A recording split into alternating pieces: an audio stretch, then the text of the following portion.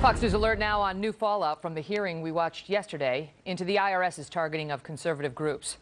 Yesterday, for the first time, we heard directly from Tea Party groups and others telling their stories of alleged IRS harassment they endured, detailing the invasive questioning and long delays they were subject to after applying for tax-exempt status.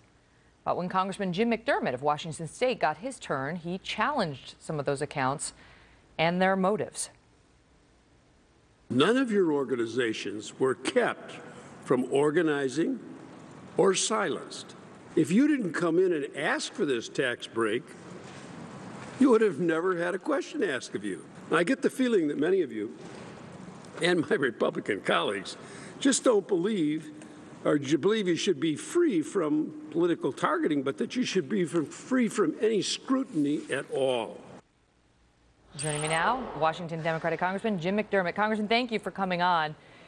So we watched that with great interest yesterday and had a discussion about it, and they questioned whether you were blaming the victim, as Paul Ryan suggested moments after you concluded your remarks.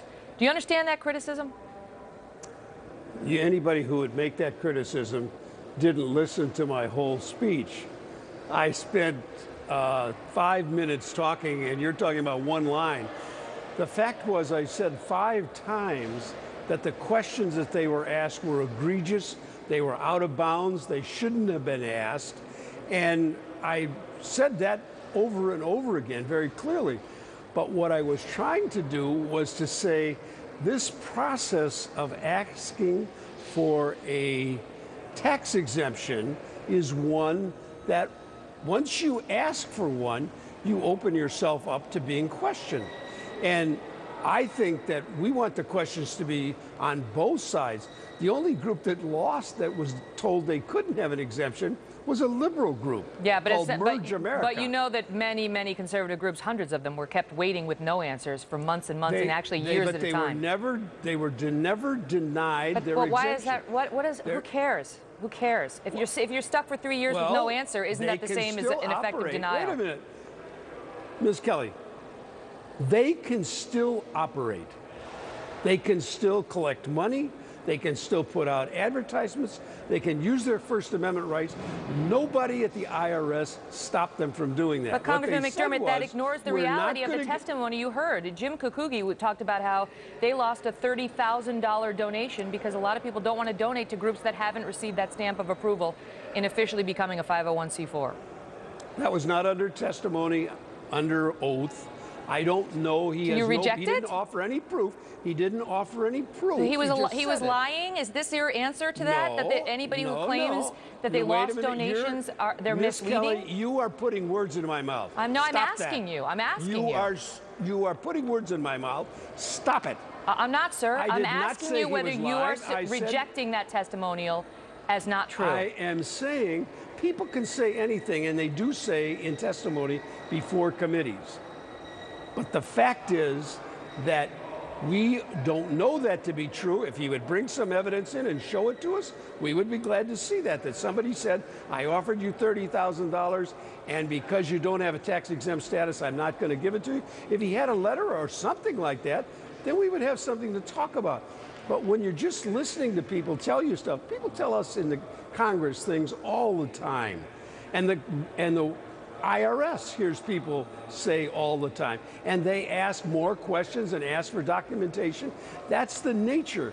This is not an honor system for giving tax exemptions. We make people, and when Merge America, a progressive organization who was training Democratic women to run for office, when they asked, the IRS asked them for questions, and they said, no, that's political.